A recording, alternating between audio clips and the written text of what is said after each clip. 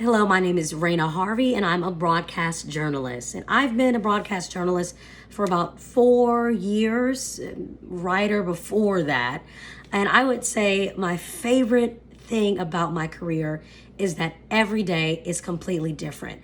I never know where my job is going to take me or what story I'm going to be covering because the news happens and it changes so frequently. I get a chance to spend days with some of the most interesting people. My job takes me to some of the most fascinating places, and I often get a chance to be front row and center to history. And so, in that, I love the job. I'm a student of my craft and the job that I do because every day the story takes research, and sometimes I'm often covering a topic for the very first time. So, it allows me to learn. So, I love that about the job. What I would say, how does one get into this profession? So for me, I started in an internship. So I was an intern for KTLA and KABC. I interned a lot of other places and a lot of other television stations, but those were the two that I would say gave me a real great understanding and a focus on news and what it took to work in the news business.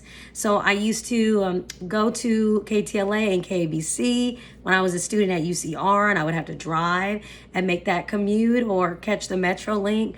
But I would shadow reporters, producers, writers, editors, and I got a real great understanding of what it took to work in journalism and how you tell a story and how you craft a story. And so for me, the internships were key. The second thing I would say, it was very critical for somebody who wants to work in journalism, is attending professional conferences. So for me, NABJ, which is the National Association of Black Journalists, has been a conference that I've gone to since before I started working as a broadcast journalist. And it was incredibly helpful because you got a chance to attend, you got a chance to be around journalists who were working in the industry, get some career insights from workshops, and it also is a career fair. So I was able to shop my first tape, my resume reel, at the conference. Very important, reel. So in the world of broadcast, since it's visual medium, a lot of the on-air experience is reflected via a reel. Back in the day, they used to have them on tapes.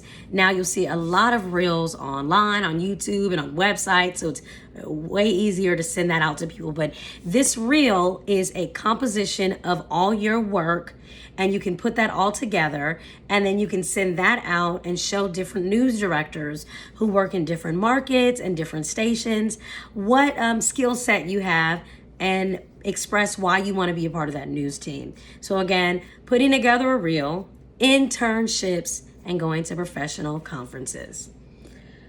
Okay, what type of environment do you work in? And if you don't have regular hours, what are your hours? If you like working a regular 9 to 5, I would say this is not the industry for you because it requires a lot of work outside of 9 to 5. You're doing research. It's very fast paced because you have a deadline. Let's say you have a show and you have a story that needs to air by a certain time. You cannot be late. You can't miss deadlines. So you have to have all your elements for your story by that deadline and present it on air. Another question is, what helped you get promoted or climb the ladder of success? So I'm a big advocate for hard work. I think any industry that you venture into, hard work and, showing up early, staying late, wanting to learn, taking that extra time to make sure that factually your information is correct and you're conveying, the correct and right information to people, I think really helps. Also, not being afraid to put yourself out there and network, meet people, because you never know who could give you your next opportunity. And for the last 30 seconds, it says, what advice would you have for people?